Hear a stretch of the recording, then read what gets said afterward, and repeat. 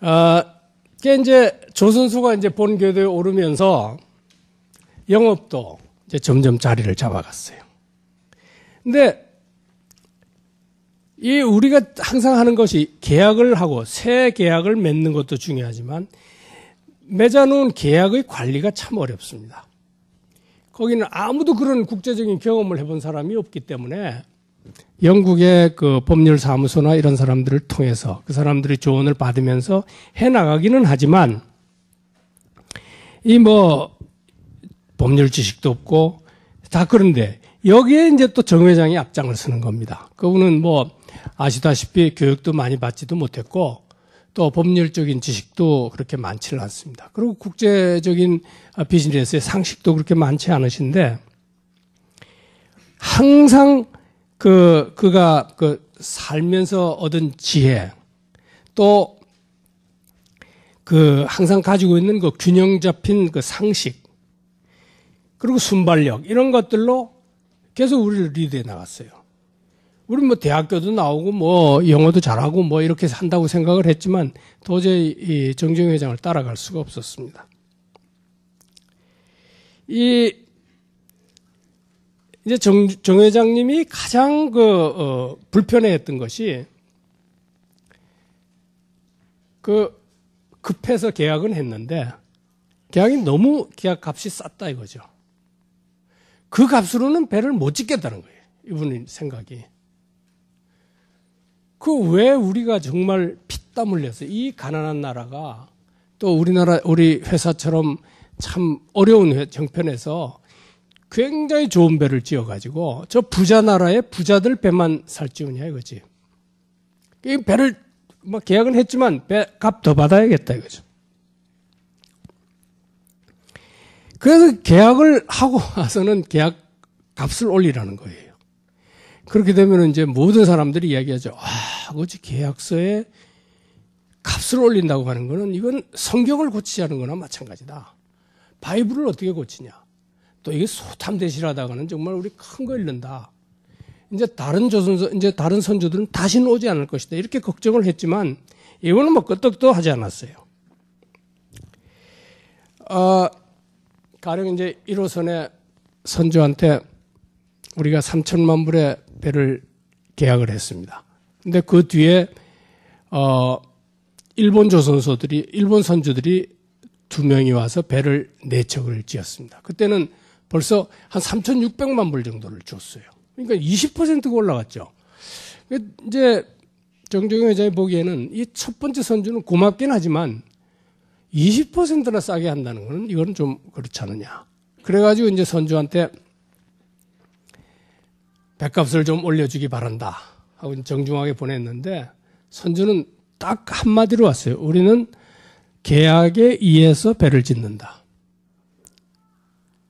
껐떡 닫는 거예요. 그 이제 이건 우리는 이제 끝났구나. 뭐 어차피 처음 우리가 첫 배 짓는 거는 배우는 값을 치러야 되지 않느냐 이렇게 생각을 하는데 정 회장은 그렇지 않아요. 그러니까 내가 그걸 보고를 드렸더니 들어와 받았어. 근데 이 선주한테 보내지를 않고 그때 그 메인 엔진은 주 엔진을 프랑스의 샨티아드 아틀란티크라는 엔진 공장에서 짓고 있었어요. 근데 그게 막바지에 들어갔기 때문에 선주의 감독관들이 가서 전부 검사를 하고 있었습니다. 근데 느닷없이 CDA에 편지 써. 그래서 이제 편지를 썼어요. 뭐라고 불러주시냐 하면 CDA 사장한테 선주한테 하는 게 아니고 너희들이 짓고 있는 몇 호선 엔진은 더 이상 리바노스 선주를 위한 것이 아니다. 그러므로 지금부터 리바노스 선주의 감독관들의 입회를 거절해다오. 이렇게 써버렸어요. 그러니까 선주하고는 이야기도 안 하고 CDA 엔진에다가 우리가 발주는 우리가 한 거거든요.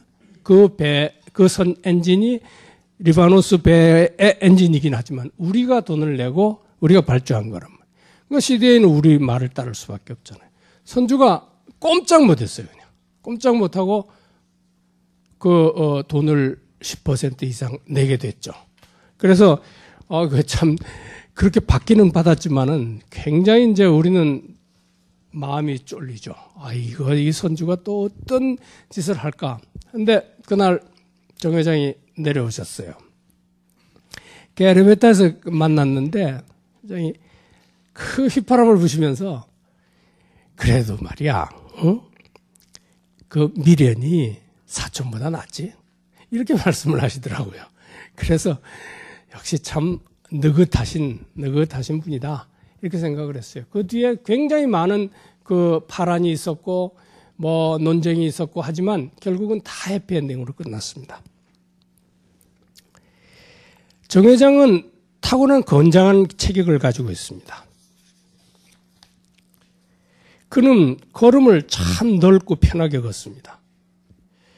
그 조금도 조급함이나 이런 그 경박함이 없습니다. 아주 무겁고 가볍습니다.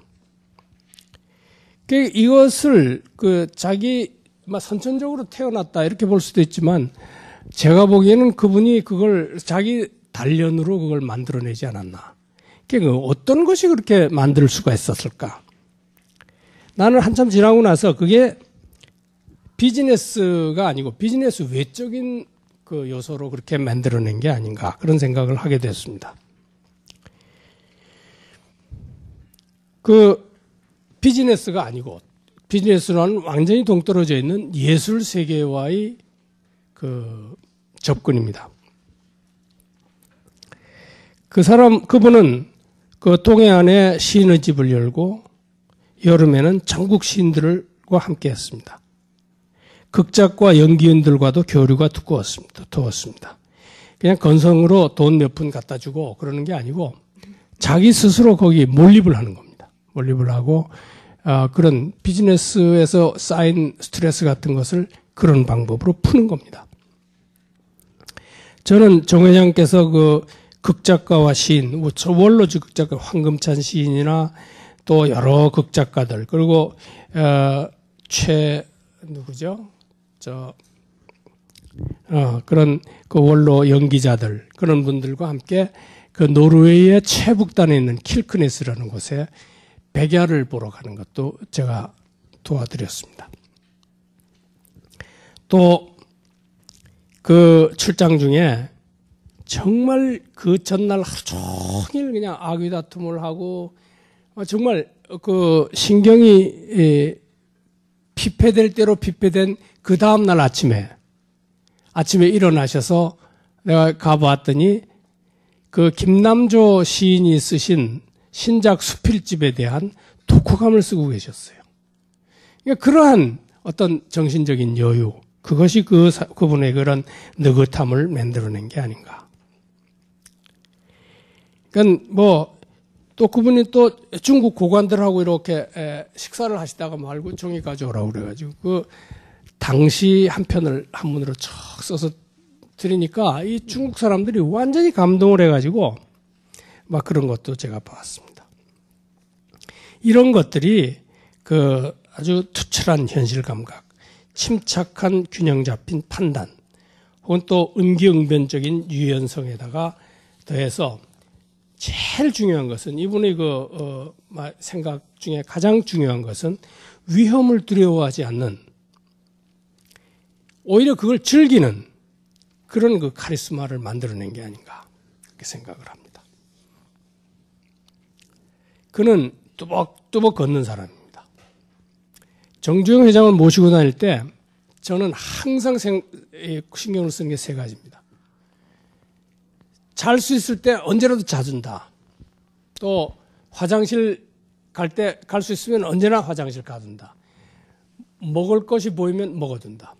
왜냐하면 이분은 마음대로 그냥 아침에 일찍 일어나시고 또 마음대로 가시고 싶은데 가기 때문에 잠은 충분히 자둬야 돼요. 어느 때라도. 조금만 짜투리 시간이 있으면 잠을 자둬야 됩니다. 또 식사를 하시면서도 계속 이야기를 하니까 먹을 수가 없어요. 그 외국인들하고 이야기를 하는데 통역을 하자면은 입안에 뭐 넣고는 통역이 안 되니까 그냥 완전히 굶는 경우가 상당히 많았습니다. 그리고 또 내가 변속하기 때문에 정 회장님의 스케줄에 차질이 있어서는 안 되잖아요. 그래서 하여튼 막 그런 것만 신경을 쓰면은 정 회장님 모시는 데는 별 문제가 없었다. 그런 기억을 합니다. 그분은 자기 스스로 앞장서는 거, 솔선수범하는 거, 그것이 그분 리더십의 교체입니다. 일이 잘 진행되지 않을 때 부정적인 보고가 올라오기 마련입니다. 그때는 굉장히 야단을 맞습니다. 해봤어. 그리고 그냥 막 야단을 치지만 긍정적으로 일을 하고 실수를 범했을 때 정 회장이 야단치는 건 한 번도 보지 못했습니다. 또 보고를 할 때 거짓말을 하면서도 이것이 긍정적인 것이다 하면 모른 척하고 넘어가 줬습니다. 1988년에 이제 올림픽이 있었죠. 그 직전 어느 토요일이었습니다. 그날 이제 제가 정 회장 사무실에 들어가서 이제 그날 쭉 보고들을 드리고 보고를 다 끝난 뒤에 제가 제안을 하나 했죠. YK 파워 회장의 가족을 모두 올림픽 개막식에 초청을 하는 것이 어떻습니까? 그렇게 얘기를 드렸어요. 근데 사실 YK 파워 회장은 세계 최대 해운 회사이면서 홍콩의 스탠다드 차터드 뱅크라는 홍콩 은행권을 발급하는 은행의 최대 지주입니다. 그리고 중국의 제일 큰 비행기 회사인 드래건 에어를 소유하고 있는 사람입니다. 근데 이분과 정주영 회장과는 좀 성격적으로나 모든 것이 경쟁의식으로 똘똘 뭉쳐 있습니다. 그래서 서로 이 아시아뿐만 아니라 전 세계적으로 누가 더 세냐 계속 그걸 경쟁하시는 그런 사이였어요. 저는 그 사이에 끼어서 아주 상당히 애를 많이 먹은 사람 중에 하나입니다. 74년도에 우리가 계약을 했는데 YK 파워 회장이 우리 일행을 홍콩으로 초청을 했어요. 그 초청을 해서 이제 계약 서명을 할 거라고 회의실에서 양쪽에 이렇게 앉아 있는데 아주 덕담을 하고는 파워 회장이 부시럭부시럭 일어나는 거예요. 그래서 정주영 회장이 저 사람 좀 뭐 하지? 그래서 우리는 그냥 아마 샴페인 가지러 가시겠죠. 그리고 카메라맨 데리고 오고 그러지 않겠습니까? 했는데 한 5분쯤 지나더니 밭에서 일하던 농부 같은 사람을 한 분을 끌고 들어오는 거예요. 들어오더니 상석에다 앉히고는 여러분 우리 아버님이십니다. 인사드리세요. 그래서 우리 전부 일어나서 이제 인사를 드렸죠. 파워 회장이 아버지에게 이제 이야기를 시작하는 거예요. 샬라샬라샬라샬라. 그러면 이 노인이 끄덕끄덕 또 샬라샬라샬라샬라 끄덕끄덕. 근데 마지막에 샬라샬라를 하더니 이러는 거예요. 그러니까 아마 우리 생각으로는 아버님 고개 끄덕끄덕 거리세요. 그럼 끄덕끄덕거리고 이제 고개 흔드세요. 그래서 고개 흔들었는 걸로 저희들은 알고 있지만 이분이 아버님이 고개를 이렇게 흔드니까 딱 한다는 얘기가 여러분 큰일 났습니다. 왜 그러냐? 그러니까 다 이 계약서의 모든 텀은 다 아버님이 좋다고 하시는데 가격은 그 가격으로 하면 안 된다고 그런다고. 그러니 참 한심한 이야기 아니. 아버님이 무슨 경영에 참여하는 것도 아니고 또 몇 달을 걸려서 계약서의 조항 하나하나를 다 확인을 하고 계약 서명을 하러 들어오라고 그래 놓고 거기에 앉아있는 사람 앞에 자기 아버지를 모셔다 놓고 아버지가 그 계약 가격 가지고는 안 된다고 한다 이거죠. 그래, 정 회장이 이거 어떡하지?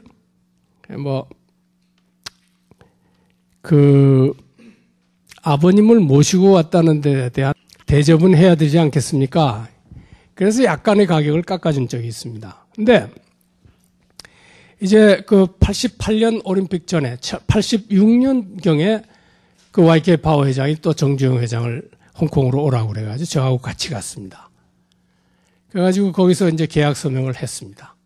계약 서명을 했는데 그때도 서로 그 신경전을 아주 좋은 말은 하고 있지만 굉장히 미묘한 신경전이 계속되는 거예요. 그래서 이제 돌아왔어요. 돌아왔는데 아니나 다를까 정주영 회장이 딱 또 이제 시비를 붙었어요. 성과를 올려라. 그러니까 파워 회장이 딱 즉각적으로 온 것이 너희 그 성과 올리는 버릇은 이번에는 내가 고쳐주겠다. 이렇게 왔어요. 그러니까 정주영 회장은 또 하는 대로 YK 파워 감독관의 선박 검사는 일단 중단한다. 그래서 YK 파워의 그 배는 YK 파워 배가 아니니까 감독관이 못 올라오도록 해라. 이렇게 탁 해버렸다. 그런데 YK 파워는 또 뭐 눈도 깜짝 안 하고 런던에 있는 변호사를 통해서 울산지청에다가 울산지법에다가 가압류 신청을 한 거예요. 가령 3천만 불을 딱 갖다 놓고 이 문제가 해결될 때까지는 배 하나를 딱 정해가지고 이 배를 가압류해달라. 굉장히 간단해요. 그러면 거기다가 이 말뚝, 이 옮겨 다는 말뚝 있잖아요. 그거를 그 배 주위에 싹 돌려놓으면 아무도 거기 통과를 못 합니다. 근데 그 통과를 못 하는 것도 현대중공업이 가장 손이 아파하는 미국의 머리타임 오버시스 선주의 배를 그렇게 딱 가압류를 시켜버린 거예요. 이건 아무리 천하의 정주영 회장이라도 그거 풀어줄 수밖에 없어요. 그렇게 이제 아주 극도로 대립이 되어 있는데 제가 파워 회장의 가족 전체를 올림픽 개막식에 참석을 시키십시다. 이렇게 제안을 했으니 정주영 회장이 얼마나 화가 나겠어요. 그냥 온갖 욕을 다 하는 거예요. 그냥 바보 같은 자식, 뭐 그냥 너 그것밖에 생각을 못하냐. 그런 사람들을 어떻게 초청을 하자고 그러냐. 전 세계의 사람들 다 초청을 해도 그 사람은 안 돼. 그래서 이제 저도 뭐 하도 난 세상에 난 일에 그렇게 야단을 맞아본 건 처음입니다. 그래서 이제 회장님, 충분히 회장님 의견은 알았습니다. 이제 저는 그 YK 파워 회장과 정주영 회장의 그 갈등 때문에 조선소가 움직이지 않는 거예요. 그래서 이걸 돌파구를 만들어 보려고 회장님께 말씀을 드렸는데 이제부터는 그건 잊어버리겠습니다. 그건 이제 나왔어요. 그날 토요일 날 회의를 이제 일을 끝내고 오후에 이제 차를 몰고 집으로 가고 있는데 갑자기 정 회장한테서 전화가 왔어요. 나 말이야 지금 현대전자 가고 있는데 파워 회장 가족이 몇 명인지 알아봐. 그리고 다 초청해. 그리고 정중하게 초청하란 말이야. 정중하게 하란 말이야. 이렇게 이야기를 하는 거예요. 그러니까 그 정주영 회장이 굉장히 그 열혈적인 판단을 하고 그냥 성질이 굉장히 급하고 막 이렇게만 알려져 있지만 정주영 회장처럼 어떤 일을 할 때 먼저 생각을 하고 어떤 조처를 취하고 나서도 그렇게 생각하는 사람은 상당히 드뭅니다. 그것이 난 정주영 회장의 그 생각하는 지도자상이 아니었나 이렇게 생각을 합니다. 저는 지난 1학기 동안에 여기 울산대학교 조선과 후배들에게 강의를 하였습니다. 주로 선박 영업에 관한 것이었습니다. 뭐 선박 영업과 사회환경, 선박 영업과 인간관계, 협상 방법, 혹은 뭐 음주 문화 뭐 이런 것까지 이야기를 했었는데 그걸 했을 때 후배 한 사람이 질문을 했습니다. 선배님은 실패를 해본 경험은 없습니까? 이렇게 질문을 했어요. 아마 내 강의가 항상 성공만 하고 뭐 성공한 거 자랑만 하고 이렇게 된 것 같아가지고 친구들이 아마 그렇게 이야기를 했던 것 같아요. 내 책도 뭐 그렇고. 그래서 내가 대답을 하기를 실패를 안 했을 리가 있나. 근데 실패는 난 하자마자 다 잊어버린 것 같아. 그렇게 얘기를 했어요. 근데 정 회장의 그 지론 중에 하나가 실현은 있었지만 실패는 없다는 그 이야기도 나는 같이 이해를 하고 싶어요. 그 수많은 일을 해나가는 과정에서 얼마나 많은 시련이 있었으며 얼마나 부분적인 실패가 있었겠어요. 그러나 그 끝이 항상 좋았고 그렇기 때문에 그 과정에서 일어난 실패는 다 잊어버리신 것이 아닌가 그렇게 생각을 합니다. 하여튼 정 회장을 생각할 때마다 참 가슴에 아쉬움이 남습니다. 그분이 정치에 헌신하신 마지막 부분이 생애가 너무 아쉽기 때문입니다.